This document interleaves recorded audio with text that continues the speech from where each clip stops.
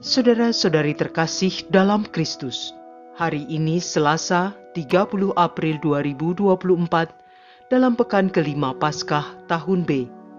Bacaan dibawakan oleh Vincentius Johan, Mazmur dilantunkan oleh Petrus Canisius Margo, dan renungan ditulis oleh Erna Kusuma. Selamat menekuni Sabda Allah. Mari kita semakin mengasihi, semakin peduli, semakin bersaksi.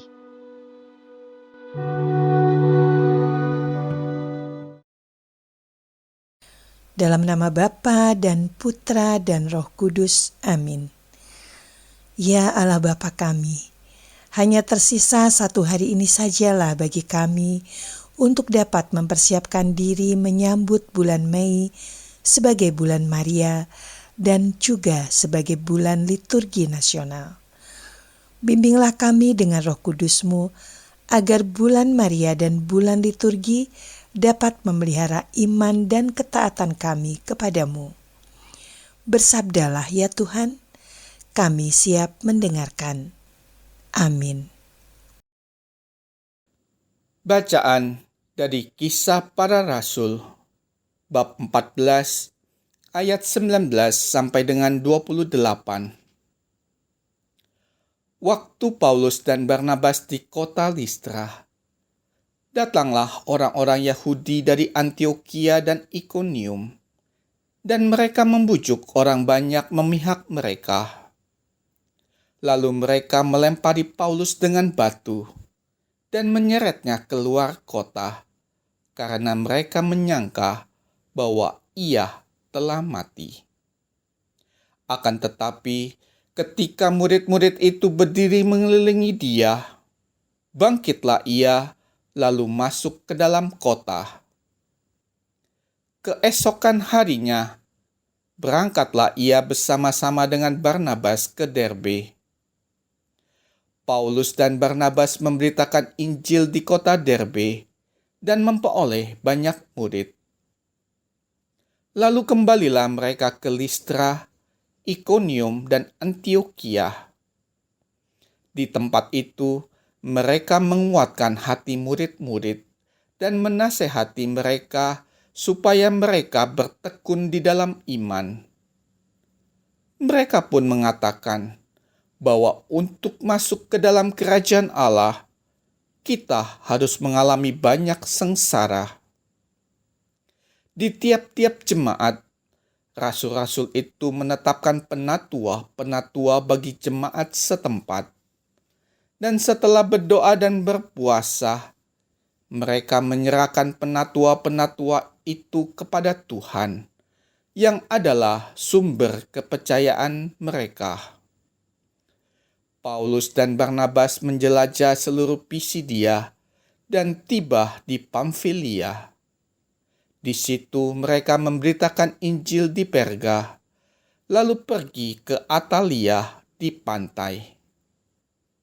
Dari situ, belayarlah mereka ke Antiokhia.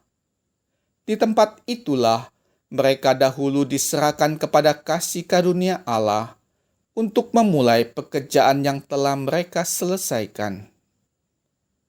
Setibanya di situ, mereka memanggil jemaat berkumpul. Lalu mereka menceritakan segala sesuatu yang dilakukan Allah dengan perantaraan mereka, dan bahwa ia telah membuka pintu bagi bangsa-bangsa lain kepada iman. Di situ mereka lama tinggal bersama-sama dengan murid-murid. Demikianlah sabda Tuhan.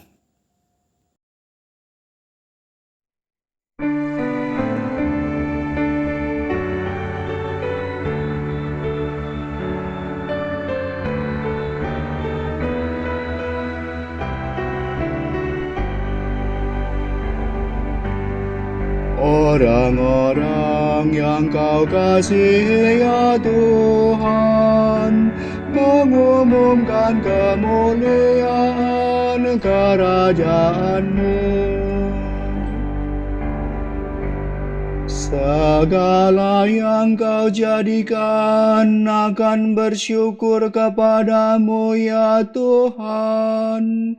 Dan orang-orang yang kau kasih akan memuji Engkau. Mereka akan mengumumkan kemuliaan kerajaan-Mu dan akan membicarakan keperkasaan-Mu. Orang-orang yang kau kasih ya Tuhan mengumumkan kemuliaan kerajaan-Mu. Mereka memberitahukan keperkasaan-Mu kepada anak-anak manusia dan memaklumkan kerajaan-Mu yang semarak mulia. Kerajaan-Mu ialah kerajaan abadi. Pemerintahan-Mu lestari melalui segala keturunan.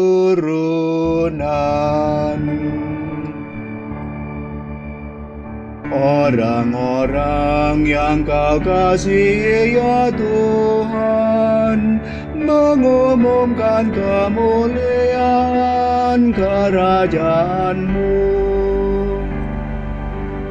Mulutku mengucapkan puji-pujian kepada Tuhan, dan biarlah segala makhluk memuji nama-Nya yang kudus untuk seterusnya dan selamanya.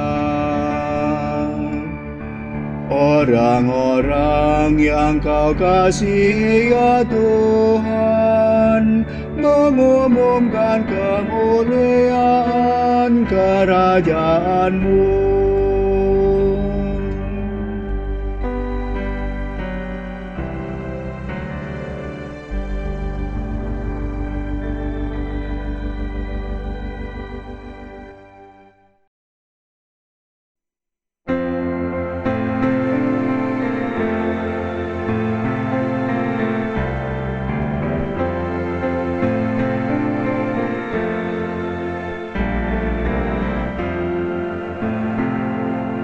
Alleluia, alleluia, alleluia, alleluia, alleluia, alleluia. Mesias harus menderita dan bangkit dari antara orang mati untuk masuk ke dalam kemuliaan-Nya. Alleluia, alleluia, alleluia, alleluia, alleluia, alleluia.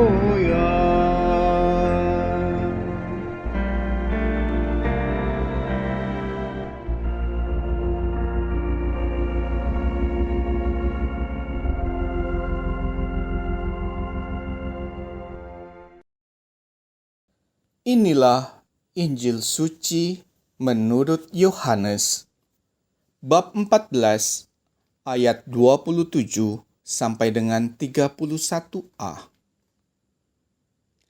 Dalam amanat perpisahannya, Yesus berkata kepada murid-murid-Nya, "Damai sejahtera kutinggalkan bagimu, damai sejahteraku kuberikan kepadamu. Dan apa yang kuberikan tidak seperti yang diberikan oleh dunia kepadamu. Janganlah gelisah dan gentar hatimu. Kamu telah mendengar bahwa aku telah berkata kepadamu, aku pergi, tetapi aku datang kembali kepadamu. Sekiranya kamu mengasihi aku, kamu tentu akan bersuka cita karena aku pergi kepada Bapa-Ku, sebab Bapa lebih besar daripada aku. Sekarang juga aku mengatakannya kepadamu sebelum hal itu terjadi, supaya apabila hal itu terjadi, kamu percaya. Tidak banyak lagi aku berkata-kata dengan kamu, sebab penguasa dunia ini datang, namun ia tidak berkuasa sedikit pun atas diriku. Tetapi dunia harus tahu bahwa aku mengasihi Bapa dan bahwa aku melakukan segala sesuatu seperti yang diperintahkan Bapa kepadaku. Demikianlah sabda Tuhan.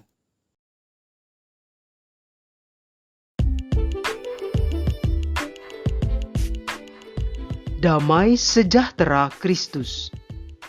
Renungan dibawakan oleh Erna Kusuma.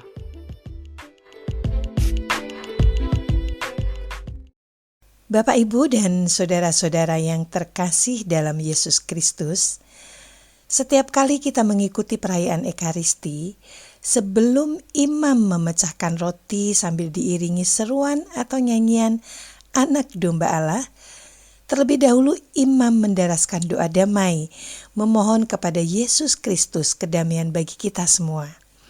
Begini yang didaraskan oleh imam. Tuhan Yesus Kristus, Engkau bersabda kepada para rasul, damai kutinggalkan bagimu, damaiku kuberikan kepadamu.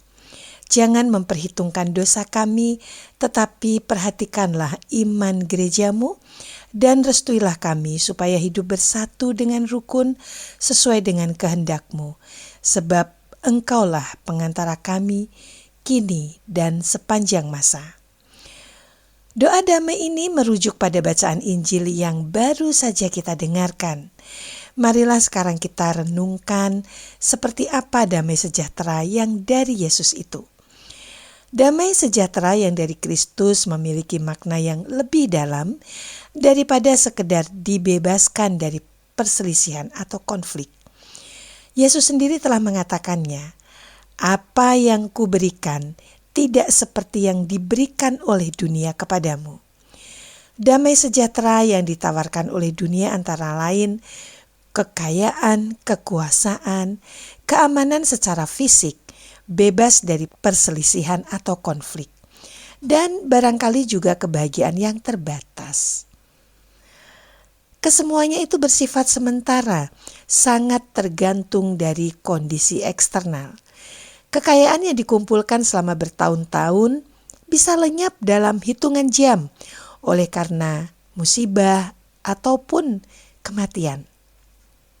Yesus mewarisi damai sejahtera yang berbeda, yakni damai sejahtera yang berasal dari dalam diri kita karena kita bersedia didamaikan dengan Allah. Perbuatan dosa telah memisahkan kita dari Allah, tetapi melalui Yesus kita dapat dinamaikan dengan Allah dan dapat terhubung langsung dengan Allah dalam persekutuan. Ketika tiba waktunya Yesus kembali ke rumah Bapanya, Yesus meninggalkan damai sejahteranya untuk kita sebagai warisan yang sangat berharga. Di saat terjadi perselisihan antara pengikut Yesus dan yang menolak Yesus, para murid berada di dalam suasana mencekam, tidak berani keluar rumah. Tetapi ketika Roh Kudus datang kepada mereka, Roh Kudus membawa damai sejahtera Yesus. Maka mereka pun akhirnya keluar dari persembunyian untuk tampil di hadapan publik.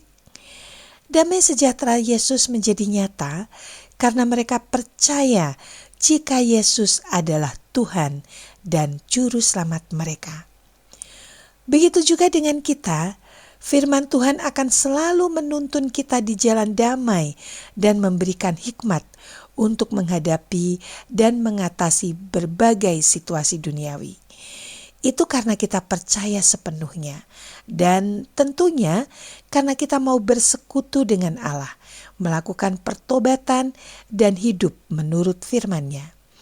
Damai sejahtera Yesus hendaknya dapat mengubah rasa takut dan cemas menjadi perasaan tenang, serta memberikan keberanian untuk menghadapi tantangan karena telah dikuatkan oleh Roh Kudus. Tetapi tujuannya bukan untuk menjadi pemenang konflik, apalagi sampai menindas musuh yang kita kalahkan. Juru damai sejahtera Yesus mewajibkan kita untuk memulihkan relasi yang rusak karena perselisihan, menawarkan perdamaian dengan pihak lawan, menjadikannya teman. Cara seperti itulah yang membawa sukacita bagi kita dan orang lain. Selanjutnya, kita mesti berpegang pada apa yang telah disampaikan oleh Yesus ini. Janganlah gelisah dan gentar hatimu. Aku pergi, tetapi aku datang kembali kepadamu. Perkataan Yesus ini hendaknya menimbulkan pengharapan yang besar dan oleh karena kita percaya kepadanya. Damai sejahtera yang ditinggalkan Yesus untuk kita adalah anugerah yang tak ternilai, terutama di tengah kehidupan dunia yang serba tak pasti dan penuh pergumulan. Damai sejahtera Yesuslah yang memberikan kita kekuatan dan pengharapan untuk mengatasi semuanya itu. Oleh karena itu, marilah kita terus-menerus memelihara relasi yang intim dengan Allah dalam persekutuan. Allah tidak pernah meninggalkan kita. Justru kitalah yang mungkin meninggalkannya karena terjebak oleh iming-iming dan bujuk rayu damai yang berasal dari dunia. Bapak, Ibu, dan saudara-saudara yang terkasih dalam Yesus Kristus, marilah kita berdoa bersama untuk menutup perjumpaan kita pada hari ini. Ya Allah Bapa kami, Yesus Kristus Tuhan kami, telah membuka jalan bagi kami untuk menjalin relasi yang damai denganmu dalam persekutuan yang kekal. Dan Roh Kudus yang Engkau utus untuk tinggal bersama kami telah pula memberikan penghiburan, kekuatan, dan bimbingan bagi kami, serta menjagai kami untuk senantiasa berada dalam damai sejahtera. Maka bimbinglah kami agar kami dapat mengalami damai sejahtera, baik dalam hati kami maupun dalam pikiran kami, agar kami dapat hidup sesuai dengan kehendak-Mu. Doa dan harapan ini kami sampaikan kepadamu melalui perantaraan Yesus Kristus, Tuhan dan Penyelamat kami. Amin. Dalam nama Bapa dan Putra dan Roh Kudus. Amin.